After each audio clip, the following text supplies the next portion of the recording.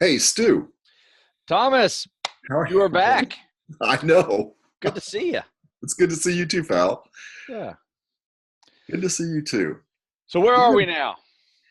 Can you believe this? This is Tactical Fitness Report number 93. Yeah. So just for you people that have logged on and haven't seen Tom before, if you go back to the earlier tactical fitness reports that we started in May of last year, Tom and I started this off as basically just a way to expand many of my articles, and that's what we're going to do today. And then Jeff brought in Jeff, and we answer a lot of special ops type questions. And I think the two have done pretty well together. It's been a really good balance of discussion and I guess elaborating on things that are difficult to put into an article. Right. So appreciate everything. I can't believe we're almost hitting 100 here soon. It's amazing, Stu, and it's not quite been a year. Yeah. Yeah. Not quite been a year. So we're going to start off with this one is an article you've just written called The Overload Principle. And this comes from an idea that you have that a lot of people like to do the same workout. And they like to do the same workout even back to back, where they'll do cardio and then do some weightlifting, and typically in a gym like Yeah. setting. And that your point here is that there's really nothing wrong with that, and that provides a maintenance base. I think you might say that you potentially could expose yourself to more potential injuries that way because you're not giving yourself a cycle. And we Yeah, I talked would about, say so. I mean, if you go into the gym every other day, do the cardio every day, there's nothing wrong with that. That is a health and fitness maintenance program, and let's say you keep it on the same weight, same repetitions, day after day after day. Even then, there is it's still considered an overload principle, because here's why. Your body's going to adapt to that same style of workout, and it will get easier, right? So hmm. your body has made those adaptations, and it is a product of the overload principle. So really, this article, typically when people think overload principle, they think, weightlifting, right? I'm going to go bench press, and I need to go bench press heavy if I want to lift heavy, right? And they're not wrong with that either. You can't do something better by not attempting that something. You know that is kind of what the overload principle is. So if you want to push your high repetition exercises, push till you almost fail, or right there at the borderline of failure, or even fail some sets. You don't have to not fail to get past that. If you want to run faster, you got to push the limits on running faster. If you want to lift heavier, you got to push your limits and push a little harder on trying to get some heavier weight. And these things progress. And that's really what the overload principle is in a very broad concept. And you and I are going to break it down and try to touch each one of these little segments, because it's not just the powerlifters that use the overload principle, but we all do. And I don't think there's a fitness program out there that works that doesn't use the overload principle in some way, whether it's yoga or it's powerlifting. So you have a thought though that your thought, as I have seen it over the years, and for those we didn't say at first that you and I have been friends for many years now. Yeah. um, Yeah. Over 20. yeah, uh, and you use this idea though, Stu, in a really broad sense. So the micro sense is that work out every other day. You could do the same thing. You could adjust things, and we'll go into some of the ideas about adjusting. Then you have a whole macro idea that goes the complete opposite direction, that says, look, I cycle through things on an annual basis to create that overload principle. So take a moment, Stu, and explain in simple terms how you see the overload principle and how it applies to working out or even stretching. I know we talk about that later on. Yeah. You know what? I guess it really depends on your goals, right? So if you want to get strong, you are going to and you're not, let's say you're a beginner, right? A good way to start building your strength is with a calisthenic base, right? Because you do calisthenics, you do one or two pull-ups or one or two push-ups, those first repetitions are a strength training exercise for that person.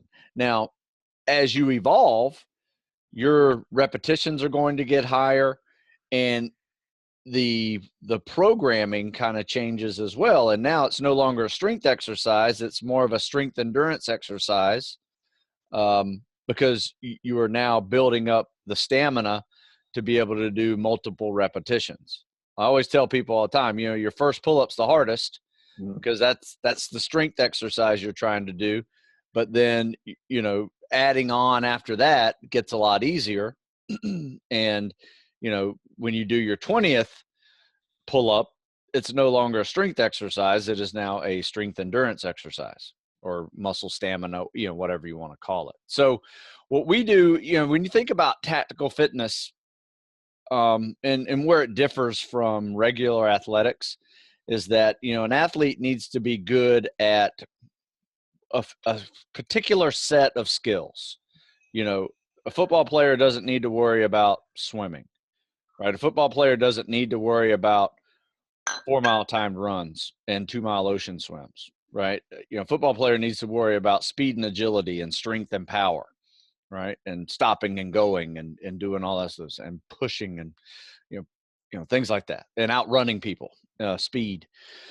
So, that person's, periodization annual training is going to be a lot different than, let's say, somebody in the tactical profession, because the tactical profession, yeah, they need an element of all that the football player's doing, the strength, the power, the speed, the agility, but they also need endurance. They need muscle endurance, stamina, um, as well as cardiovascular endurance in multiple different modes, on land, on sea, carrying weight, right? So it's very difficult to get good at all of those things in one particular 12-week cycle.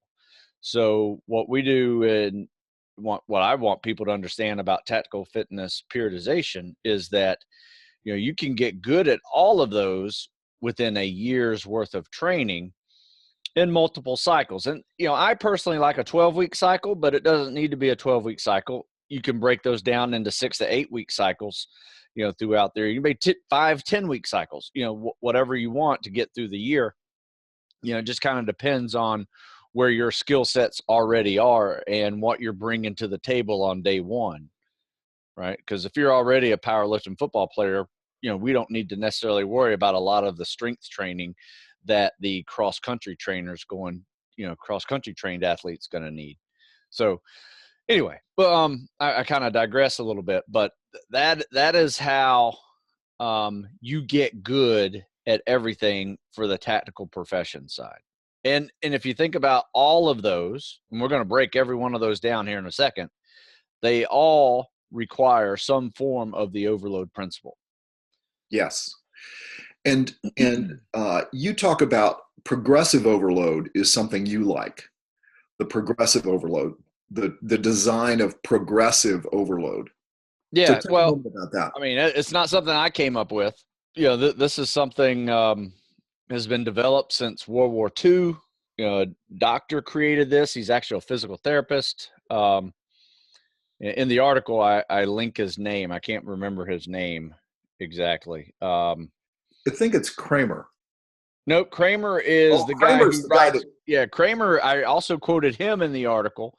Kramer is the guy that writes all physiology books. In Yes. fact, I think he is still involved with the National Strength and Conditioning Association. I see him lecture often. But anyway, his quote is this: "The overload principle is defined as the principle that underscores the need for greater demands to be placed on the body during successive workouts over time if improvement is to be achieved." So, once again, it is important if the athlete if an athlete neglects to push progressively over time, there will be no adaptation and therefore no increases in performance. Yeah. So that is about as scientifically jargoned as I like to get. It's just a different form of English. You know, I think one thing that I do as a writer is I'll take that and kind of explain it to the gym rat a little bit. Not that, you know, I think gym rats are stupid. It's just kind of bellicose form of English, you know, when you read it that way, you know, but still you know, it's not wrong. You know, it is basically, you know, you work hard, you will see improvement. Right. So And let's take I'll be honest with you, you know, just about every workout program I've ever done, and even the crappy ones, you know, when I first started, and, you know, I saw results, you know, because I saw results because I worked. You know, when I worked on a farm, when I was in high school throwing watermelons, you know, the first day I was throwing watermelons, I was sore. I was sore for the next day. I was sore for the next day. But, you know, 3, 4 days later, I was no longer sore, you know, and that day's work no longer crushed me. You know, I could go work out at the gym after a day working 10, 12 hours throwing watermelons, you know, so that is a form of progressive overload to a point where your body adapts and it is no longer a challenge. So Yeah, one of the things, Stu, that and wish we're going to start right now with lifting heavier as the first method of this overload principle. But one of the things I've liked so much about the way that you design workouts that you've designed for me for, as you said, way more years than we want to count. But I can, like the other day we had 2 feet of snow here in Connecticut, and I get out there and shoveled snow, and I for no worse of the wear. all right. And because of the way that you design the workouts and the way you create them over time, your body will be able to do that. So even though you are, it's no longer, because I would have normally experienced the same thing you had with the watermelon throwing. Yeah. You go out there to shovel snow, the next morning your lower back hurts. You know, I think if you do this well and you do the kinds of workouts that you design, I think it helps you not face those kind of issues as frequently. Yeah, I would agree with that. You know, I experienced the same type of stuff. However, you know, on marathon versions of that, Oh well. like if I were to do 10 hours, because I have a ton of trees in my yard, and I literally fill up, you know, about 100 contractor bags full of leaves. And if I were to do a marathon bag stuffing, raking day of 8 to 10 hours, which I've done before, you know, blisters, um, you know, my lower back hurts, I'm sore, you know, but, you know, if I were to go out there for 2 or 3 hours, you Yeah. know, no big deal. I think anything we do in excess, we're going to have those things. Cause, you know, once again, we just haven't trained ourselves to do that. You know, it was like the watermelon day, you know, 2 or 3 hours probably wouldn't have been a big deal for me because I was working out. I was a high Yeah. school athlete and stuff, but 8 to 10 hours just absolutely wiped me out. And I think it was, you know, those are the type of things you learn, you know, as you grow up and as you do these type of things, especially in preparation for schools that are all day long. You know, I tell people all the time, there's no 30-minute gym workout that's going to prepare you for a day of SEAL training. Oh yeah. You know what I mean? And when you Yeah. get to SEAL training, there are going to be days when you are sore. No matter how great in shape you are, your ability to recover from those is the key to you making it through the next day. Right. Well, And there's all types of recovery tools that we've gone over through the years. And yeah, so yeah, no doubt about that. So let's talk about the first of these overload principle concepts, Stu. And this one is the lift heavier. yeah, this one's probably the more classic design. You know, you go into the gym, you lift 135 on the bench press. That's your max on day one. And then, you know, maybe you do some workouts where you take 80% of that max and you do it 5 times. Do that through the week, every other day maybe, or once a week. And then maybe you try a different type of version, maybe what I call a drop set, where you start off at 10, maybe at 100, then you go to 8, then you go to 6, and everyone progressively gets heavier until you get to 1. And maybe that 1, you don't quite get 135, but you try it anyway. And you do a negative, right? So now your body is feeling what that weight's all about. Same for a pull-up. When I tell people, you can't do a pull-up yet, get up there and just let your body start to feel your body weight while you're coming down. Same thing with a bench press, or a squat or a deadlift. You can arrange things in a way to where you can kind of experience that weight without hurting yourself. You're probably going to need a spotter because it's going to stick to your chest, right? And you bring it back up. All right. So that, in turn, over the next week, over the next 2 weeks, over the next 3 weeks, it's going to turn 135 into an easier repetition for you, right? Next thing you know, you're at 140. Next thing you know, 145. So I don't want to beat this one up, but you can kind of see, how you get better at certain lifts by pushing a variety of different set and repetition methods to get to that. I can think of 10 different ways to arrange a workout. You can make a pyramid, you make a reverse pyramid, you can do a 5x5, you can do a 3x3, you can do what I call 2 pops, where you just go 2, 2, 2, 2, 2 until you get to your failure point, and then you go 1 for as long as you can. So there's a lot of different ways to do this, and it just depends on your strength training program that you're getting into, what your real goals are.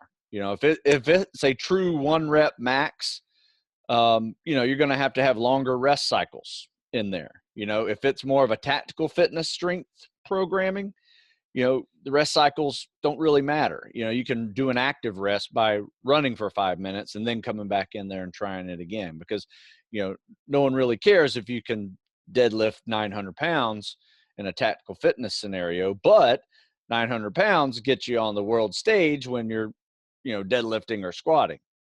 Recent records were broken, and now guys are hitting 1100, 1200. I mean, it's ridiculous. I mean, so I see all these people sometimes, like going for a 600-pound deadlift, right? I mean, big deal. It's, why do you want to do that? And they're a fireman or a policeman. It's like, why do you want 600-pound deadlift? It's, what's that going to do for you? It's not even world class, right? If you want to be a world class athlete, that's different. You're doing a 600 just because it's, a cool number. And that's fine too. Like whatever floats your boat. But just know that, when you do something like that, so heavy, it's going to be detrimental to other elements of fitness. And that's where tactical fitness kind of balances it all out, because, you got a cycle of strength, and then you got a cycle of higher repetition cardio, after it, so it's going to take that strength foundation, chisel it down a little bit, and now it's going to work on your speed and muscle endurance, right? Which you obviously need both. So, if people are having a hard time visualizing how these things work, because you're someone who likes routine. So let's say, when I first started working out, I was taught, Mondays are pull days, Tuesdays are push days, right? Wednesdays are leg days, right? And if you still like that routine and you like that rigidity, or you like going to the gym every other day, you can take these ideas and apply them to, okay, if you're doing pulls all day long, try these kinds of things. Or if you're weightlifting, you can apply these kinds of concepts to that routine. Oh, absolutely. I mean, I'm telling you, I can't think of any workouts or any day's work that doesn't involve the overload principle. Mm-hmm. No matter what it is, right? Even if you are doing the same old thing day after day after day, and you're not pushing yourself, you're just going into the gym. Like my 75-year-old buddy that goes to the gym, walks for 30 minutes, and then he does the circuit twice in the gym every single day, does the same thing every single day, but he's a fit old guy, and and he just moves right through it, and it gets easier for him. His first time doing it, he couldn't do the whole thing. He had to do it in 15 minutes. He can only do one circuit around, but he is progressing his body. He's overloading his body. His body is adapting to this is an easy day for him, right? If he does a third one, it might be a little more challenging, right? So even that is an overload principle. So I'll tell you, Stu, I have the overload principle every day that I teach at Columbia because the questions coming at me. Oh, I bet. Yeah, that's sensory overload. Overload. I get the same thing when I drive through Times Square. Sensory overload. I just yeah, right. So here's the question. If you're personally driving yourself through Times Square, that's enough of an overload. Oh, right? Yeah. I'm just going to wreck. Yeah. All right. Increasing speed of reps. Okay. That's another way of increasing, or I should say progressively overloading the body. Speed of repetitions. You can do that with weight, work on your explosive power, because that's what this is. Speed is part of the power equation. It's also part of you performing well on fitness tests, especially timed fitness tests. Your ability to do these perfect repetitions fast or faster will ensure a better time for you. So, that is just a way to progress in these fitness tests and learn how to, adapt to getting more done in a shorter period of time. So, yeah, I don't have to beat that one up. I mean, that one's just one of those things that, it is a form of progressive overload by, slowly working on your pace. So if I'm working on sit-ups, right, and I failed sit-ups on day one of a mock fitness test, and I only got 60 in 2 minutes, right? So usually what I do there is I don't make anybody stronger in this situation. I make them smarter. I said, here's what happened. In the first 30 seconds, you did 35 sit-ups. Yeah. Right. In the next minute and a half, you got 25 sit-ups. You just burned out. So let's drop you down now, and let's go to like 15 to 20 per 30 seconds. And then we get you up to, near 80 the next day. I didn't make you faster. I didn't make you stronger. I just made you a little smarter in that fitness situation. So it's just, learning your pace. And that's really what a lot of that is, same way with running, and we'll get to running here in a second, but it is muscle memorizing that pace, and speed of repetitions can help you do that. Yeah. And the only thing that I think that you would caution here is, as you increase speed, make sure you maintain form. Oh yeah, absolutely. Right. Or you just do it on one half the lift. If you're doing it with a lift, you're going to take it down slow, boom, explode up. Yeah. Resting less. Yeah, that's a classic progressive overload as well. As your workouts require you to rest a minute in between exercises, or maybe even longer. I remember doing powerlifting workouts where I'd rest 5 minutes before I go to the next lift. The next lift of the same muscle group. Just walk around, drink some water, shoot the breeze in the gym. I mean, now I can't. My mind goes crazy. Yeah, I can't. I can't. I have to at least be resting with abs or something, or get on a bike and pedal. So I was going to say that, to me, that's the classic way to get started with that. If you can't just keep going with the exercise, you can't just go right next to, you do traditional push-ups, then you do dive bombers, then you do. If you can't just go like that, do something in between. Yes. Do something like you just said, rest with abs, or active rest. Active rest. When I was a power lifter and active rest wasn't necessary, I was trying to max out on my squat or deadlift, then it's necessary. But and I'll tell you, you know how I like to do this, is that, to me, the active rest is where I do the hand-to-hand stuff and the shooting. There you go. Right? Yeah. I know you know that. Now, I love that. People hear me say shooting. I mean, it's dry fire, but yeah. But that's where you do that in between that, and it's a great way if you're doing kicks or you're doing punch sets in between. It's a great way of keeping your heart rate up Yeah. Hey, have you ever gotten the laser gun? Like the I've never CERT done laser that. gun? No. Oh, I got one, man. It's Do so you much really? fun. Yeah.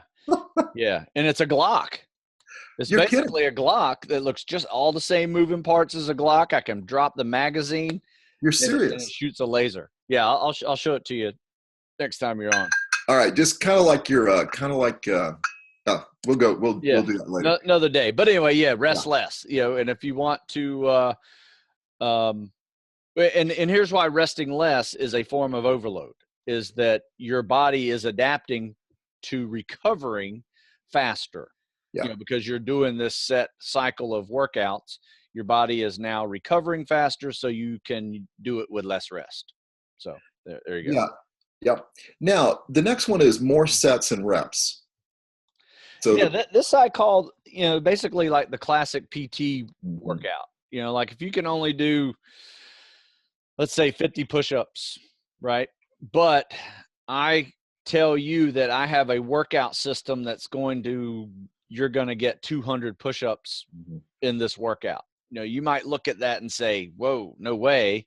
But if you do yourself a 1-10-1 push-up pyramid, doubling, each set by 2, 2, 4, 6, 8, 10, and back down to, or I'm sorry, you're going to go 2, 4, 6, 8, 10, 12, all the 12. way up to 20, then back down to 2, that's 200 push-ups, so in fact, you can do a 2, 4, 6, 8, 10 back down to 2, and there's 50 push-ups Yeah. already, so, anyway, so that is a way to increase your repetitions, increase your sets. It's more the classic method of PT pyramids. I call it the classic PT progression, where you go PT pyramids, supersets, and max rep sets, right? But the goal with the max rep sets is you try to get a certain number in the fewest sets possible. So if I want to do 100 pull-ups, I try to get 100 pull-ups done in 4 to 5 sets, Mhm.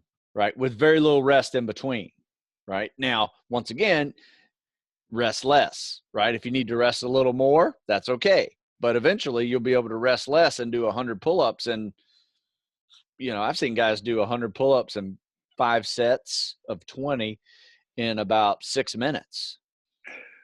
It's incredible, so No doubt. I've seen No guys doubt. do the 100, 200, 300 in 14 minutes.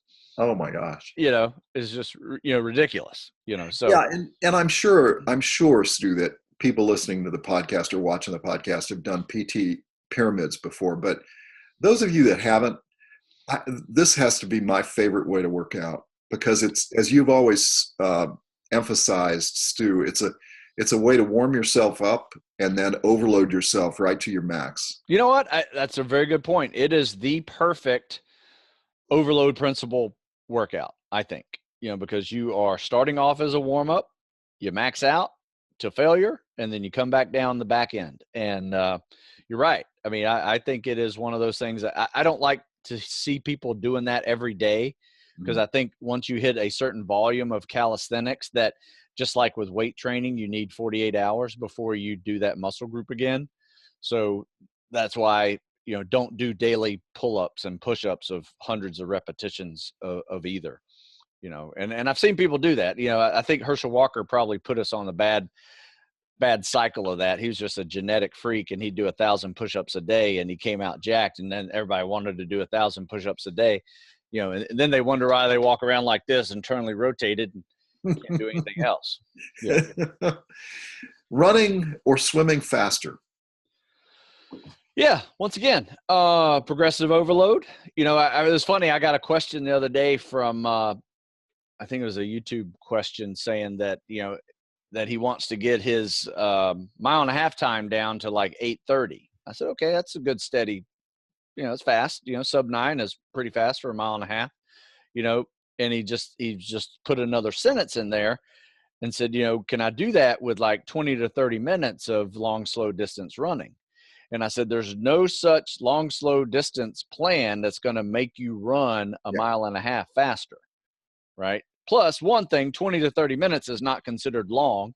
If you're running that slow, that's not going to make you faster. So when you got to get faster, you have to push that pace. So one thing that we do is you do one of two things. You can sprint quarter miles, half miles, really pushing your anaerobic threshold, or you can set it up to a goal pace. So let's say you're running your mile and a half at 10:30, but your next goal is a 9, right? You're trying to get it down to 9. So now let's try to start muscle memorying, those quarter miles at 90 seconds. Let's try to hit a half mile in 3 minutes. Let's try to hit a mile in 6 minutes.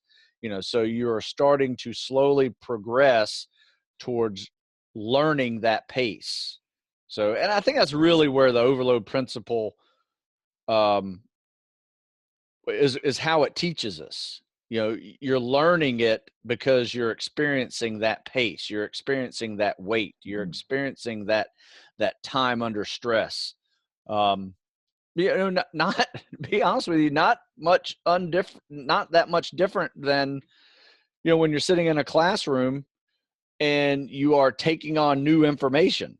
You are getting overloaded with information and you have to start digesting it, and you have to start experiencing it. So like I said, it's a classic definition of how the body works and how it grows with adaptations. And that's a classic. You're not going to run or swim faster until you start playing around with running and swimming faster.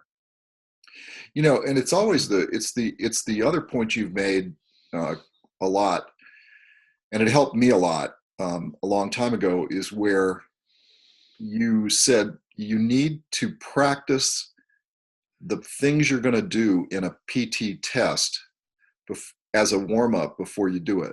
Oh, absolutely. Because absolutely. those first few sets of push-ups are a lot harder than the third, fourth, fifth, and sixth sets. Yeah, absolutely. And if your PT test starts off with a swim, one thing that I do before I hit the swim with our groups is we warm up with a 500-yard swim. Because the one thing I want people to be able to kind of start figuring out and experiencing is that 500-yard swim in a PST is a warm-up for everything else. Yes. Right. And so you have to start getting your body and mind prepared for that 500-yard warm-up, and then you can mix in your PT and your runs afterwards. We always run on the back end of these workouts just because I want you to feel how it feels to run after swimming and doing pull-ups and push-ups and sit-ups and weightlifting and all those things. So anyway, so yeah, that is another choreography, for lack of a better term, of how to experience the overload principle to help you in that certain situation. Swimming and running longer. Yeah. I think, long, slow distance running has its place in training, especially with, when you're talking about volume of miles. If you're not used to running a 1.5 mile timed run, that may feel like long distance to you. I remember being a powerlifting football player thinking 1.5 miles was long distance.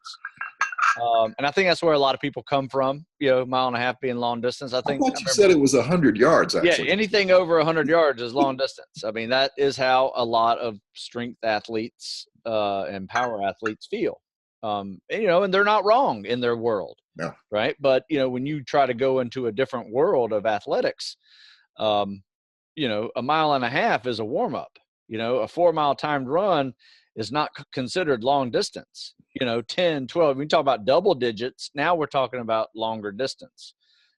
Swims are a little bit different. Obviously a 4 mile swim is pretty dang long because it takes a couple hours to do. I would say, with any of these running longer or swimming longer or doing anything for a longer period of time, rucking is you just got to have a progression. And this is one of those longer term adaptations that requires persistence every week and daily mileage getting accumulated every week to at the end of the first week, you might have 20 miles. End of the second week, add 10 to 15% to that. You might have 22, 23 miles, and just keep on moving like that. The next progression is, as long as you're not hurting yourself and you're not getting some over training issues, tendonitis issues, keep on progression. You feel any aches and pains, you're going to feel, you got to pull back a little bit, maybe replace one of those runs or two of those runs in a week with some non-impact form of cardio, so you kind of rest your joints. Or you get yourself a car buffer.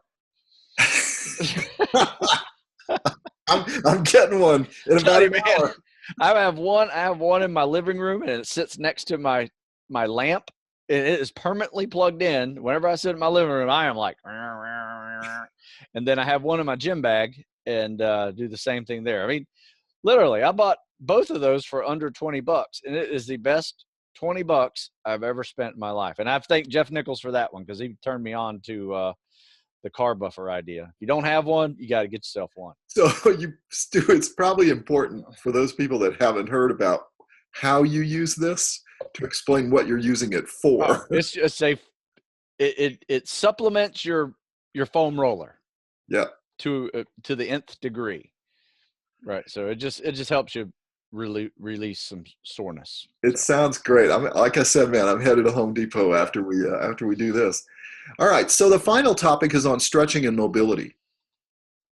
Yeah. You know what? You don't get more flexible and more mobile without pushing your perceived limits in those exercises, or actual limits for that matter. Because, at one day you might only be able to go just below your knees when you bend over to, touch your toes, but you keep pushing, you keep pushing, you keep pushing. Next thing you know, you're touching your toes, you got the palms flat on the floor, you're doing the splits.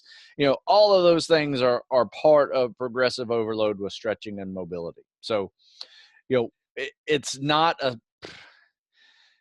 the fun one to do, I would think. Out of all these different exercises like powerlifting and running faster and swimming longer and, all those things, those have a certain sex appeal to it, whereas, bending over, touching your toes or having more mobility is really just one of those things that's just going to help you with longevity and pain relief and help you prevent injuries from being too tight when you're doing some pretty aggressive movements. So yeah, but it also requires a form of the overload principle. Yeah, it's interesting. I train here with a friend of mine, and they don't stretch enough, and they frequently end up with issues punching the bags, kicking, because they haven't stretched themselves, and they end up with side issues or rib issues from the punching. I tell you what, man, turn them on to the car buffer, because what's going to happen is if you put it on your shoulders, because, hitting a punching bag with your, you start putting your whole body into that with a hook type movement, your shoulders start feeling the pain of that.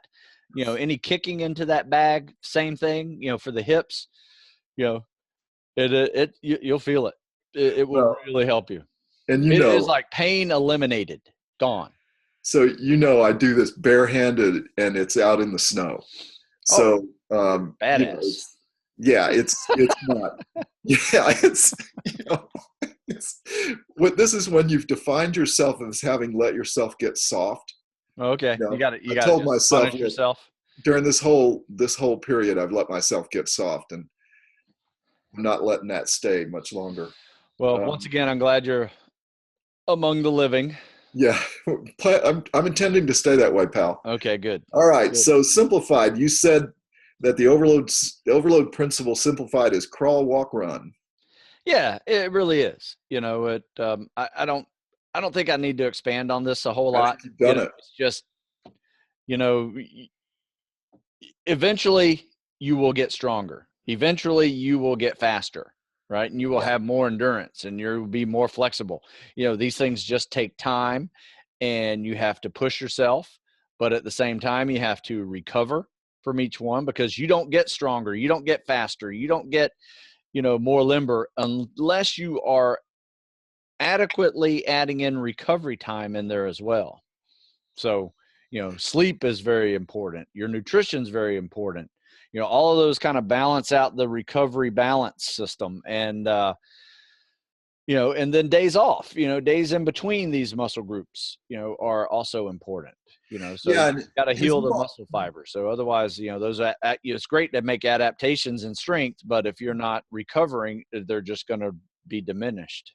And the thing about this is the real thought I think that I've learned from you over the years about this stuff is that these are adjustments you can make to your existing workouts or the workout somebody's already given to you. These are adjustments. These are the refinement adjustments you can make within an existing workout that help you either push or pull back depending on how you feel that particular day. Oh, absolutely. Absolutely. When it says, it might not say in one of my circuits to rest at the end of it, right? Because I don't expect you to rest. I expect Yeah. you to, get your rest by that 5-minute cardio cycle, right? But if you need to take a rest in between exercises along the way, do it. Eventually you won't need to take that rest. Yeah. So there are ways, unfortunately books, which, by the way, did I tell you I wrote 8 books last year? That I 8 books. didn't count them. 8 books. Well, Man, here's how I did it, right? But let me get back to what I was saying. The whole book thing is, this is not a personalized program for anybody, right? The things you will have to make some adjustments to these workouts to fit your abilities, so, remember that. And that's where you can add in a longer rest period. That's when you can add in a shorter rest period, right? Or just move right on, maybe not break the workout into 2 segments, right? You can go right from the strength training and right into the run and the swim instead of doing the strength in the morning or, the cardio in the evening or afternoon, so those are all just logical ways to be able to, for you to be able to self analyze your current abilities or just time schedule, to fit these into your day. Right. So, and those things change, as you get in better shape, you can do them faster. What used to take you 2 hours might only take you 1 hour and 10 minutes in about 6 months. Right. That is the overload principle in a nutshell. But let me do this. Yeah. So here's how I did 8 books in 1 year. Right. So the first one was tactical mobility. I wrote this with 2 other people. That helps. Right. So, they kind of carried me on that one. This one, these two just came out, right? Warrior 1 and Warrior 2. Warrior 3 is not out yet, but the beauty of these Warrior 1 and 2s is they're a la carte workouts. So I just grabbed 100 of my favorite workouts and put them on a page, right? So it's a superset with fast runs, in between, right? So there are a la carte workouts where hey, I need an upper body workout. What am I going to do? Boom, turn to the upper body section. You got a great idea, right? So you know where those come from? You ever work out with us here locally? Yeah. You worked out here locally, right? Yeah. These are my workout cards that I take to the gym, right? So I don't have to tell everybody what we're doing 100 times. I said, just look on the wall. It's right there. And then I turn them into a book. So that was books 2, 3, 4, because the third volume, the volume 3 is coming out in another week or 2. Then probably one of the smartest ideas I ever had was writing this one, Tactical Fitness for the Athlete Over 40, because I have been neglecting the athlete over 40. Yeah. I've been focused on 18 to 25, pushing people hard, and I've been at this for 20 years now, right? So all those guys I first started with, they're now over 40. I mean, yes. Right there with me. And so anyway, it's this is a very advanced program. I didn't think it would go very well. In fact, I run another business where I was teaching people how to write a book in a month, right? How to write a fitness book in a month. And this was the answer. I put it up on Amazon. It goes bananas, right? So I said, I need to do more with that one. So I came up with Fitness Foundation, right? But rebuild. So this is phase 1 of that book. So I did a prequel, right? So there's phase 4, what I just showed you. This is phase 1, phase 2, and let me see, phase 3. I might have phase 3 up here. I don't have phase 2 or phase 3 in paperback here. But anyway, that was the other 4-part series that I created for the athlete over 40. So it starts off as a foundation builder, like you've been injured or you haven't done anything in a decade, you're broken. Here's how you rebuild. Then the next one's called taking it to the next level. So you take your fitness foundation that you just built and you build up another level. And then phase 3 is called ready to compete, intermediate, advanced level, focus. And then the tactical athlete over 40, where it really focuses on recovery and healthy maintenance. But it's still an advanced workout book. And if you combine all those two together, it's a 52-week workout program. So that has been my year last year. And I promised this year I was not going to write another book because I'm burned out. I'm done. In 18, you're not going to write another book? In 2018, I won't. I mean, I may get another idea for 19, but I need to sell these. Yep, you do. You do. You know what I mean? That's a lot of damn books. So, it is. No, but in seriousness, I just got on a roll and just went nuts with some programming ideas, and so now it's really kind of focusing more on the podcast. I'm going to focus more on my articles, because I still do 26 articles a month. Yeah. On top of that, I write 12 and then I edit 14 for another website. So, so I did 26 articles a month all last year and 8 books. So my brain is completely fried right now. So I just need to pull back, reassess, rebuild the website. So I got all these different ideas. Jeff and I are going to make a couple videos. Then I'm going to sell this damn car buffer. Because that's the most genius. Too much, man. It's the most genius product I've ever seen. All right. Well, look, this is Tactical Fitness Report with Stu Smith, number 93, the overload principle. All right. Later, pal. Tom, thank you very much. Glad you're back.